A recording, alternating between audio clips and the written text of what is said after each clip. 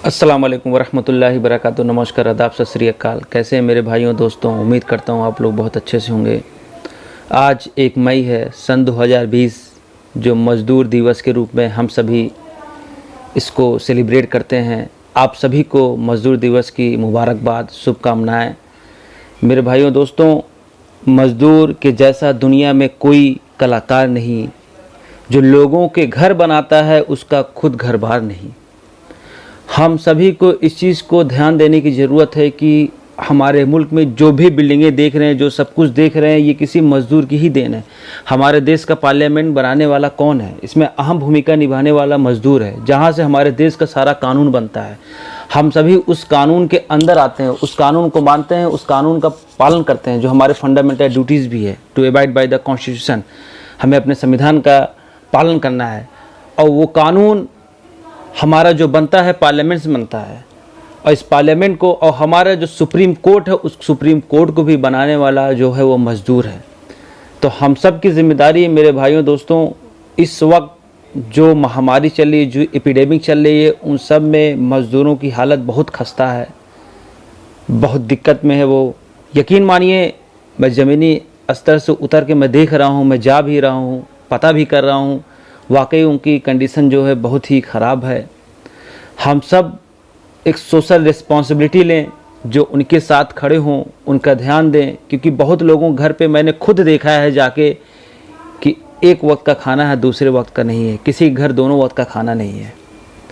ये कौन जिम्मेदारी लेगा? हम सब लेंगे। क्यों? क्योंकि we the people of India, हमारे देश के संविधान में जो प्रियम्बल है, प्रस्तावना है, उसमें पहला जो लाइन है, we the people of India, हम सब भारत के लोग, having solemnly resolved to constitute India into a sovereign, socialist, secular, democratic and republic।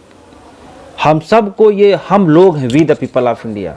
अब हमारा कर्तव्य बनता है कि हमारे भारत के लोग जहाँ भी इस दुनिया में हों, उनका हम ध्यान रखें, उनका ख्याल रखें, उनकी ज़रूरतों को पूरा करें। तो हमारे मुल्क में जो बहुत से ऐसे लेबर्स हैं जो बहुत ही क्रिटिकल प्रॉब्लम में हैं, मैं गवर्नमेंट से अपील करना चाहूँगा कि उनका ज़्यादा से ज़्यादा ध्यान रखा जाए, उनका सपोर्ट किया जाए। क्योंकि कोने कोने गवर्नमेंट चीज़ों को बहुत जगह छूट जा रहा, कोने कोने नहीं देख पा रही उस चीज़ को। अब ये हमारी सोशल रिस्पॉन्सिबिलिटी है कि वहाँ तक अपनी बात गवर्नमेंट से पहुँचाएँ। देखिए, भ्रष्टाचार, बेईमानी हर जगह होती है, लेकिन हमें अपना काम करना है, अपना कर्तव्य करना है कि हमारे मज़दूर भाई, हमारे भाई बहन, चाचा चाची जो भी हों मज़दूर, जिस रूप में आप उनको पूछते हो, जिस रूप में उनको मानते हो, उनकी कदर करें, उनकी रिस्पेक्ट करें। उनका ध्यान देने की इस वक्त बहुत ज़रूरत है। क्योंकि आप भी जानते होंगे, मुंबई से गुजरात आते समय कुछ मज़दूरों की डेथ हो गई जो रास्ते में आ रहे थे। आप भी जानते हैं बिहार के कुछ लोगों की डेथ हो गई। जो डेटा, बहुत चीज़ें हमसे छुपाया भी जाता है, नहीं बताया जाता। आप पता करते रहिए कि हमारे देश में मज़दूरों की बहुत खस्ता हालत है। ये सब हम सबों को ध्यान देने की ज़रूरत है।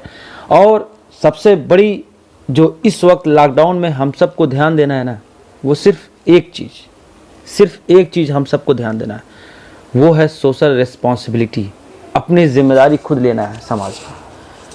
हमें गवर्नमेंट के भरोसे पे सारा काम नहीं करना है। गवर्नमेंट जो काम है वो गवर्नमेंट कर रही है, सरकार कर रही है, सरकारें कर रही हैं, और ये हमारी जिम्मेदारी है। हमसे जो हो सकता है, एक इंसान होने के नाते, एक ह्यूमन होने के नाते, हम इस चीज़ का ध्यान रखें कि हमारे अगल बगल में क्या दिक्कतें तो नहीं हैं, क्या प्रॉब्लम तो नहीं है। क्योंकि आज अगर हमने, यकीन मानिए, इस चीज़ को हमने ध्यान नहीं रखा ना, तो इंसान होने पे हम सबको शक होना चाहिए कि इंसानियत कहाँ चली गई थी हमारी उस वक्त, जब हमारे देश में एक एपिडेमिक था, सारा मुल्क बंद था।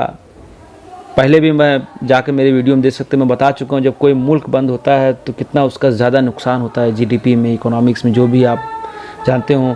अगर 13 दिन तक कोई मुल्क बंद होता है तो उस मुल्क का 15 लाख करोड़ का नुकसान होता है, लगभग 7% ऑफ जीडीपी। तो आप समझ सकते हैं हम लोग कहाँ जा रहे हैं। तो ख्याल रखने की ज़रूरत है। सारे मज़दूरों को मैं हाथ जोड़ के नमन करता हूँ। और आप लोगों का सिर्फ 1 मई नहीं, हमेशा आप लोगों का एहसान याद किया जाएगा। क्योंकि मेरा घर भी बनाने वाले आप ही लोग हैं। हर वक्त मैं आपके साथ हूँ। जब तक मेरी ज़िंदगी चलेगी, आपके लिए मैं जीऊँगा, और जीवन ही आपके लिए रहेगा।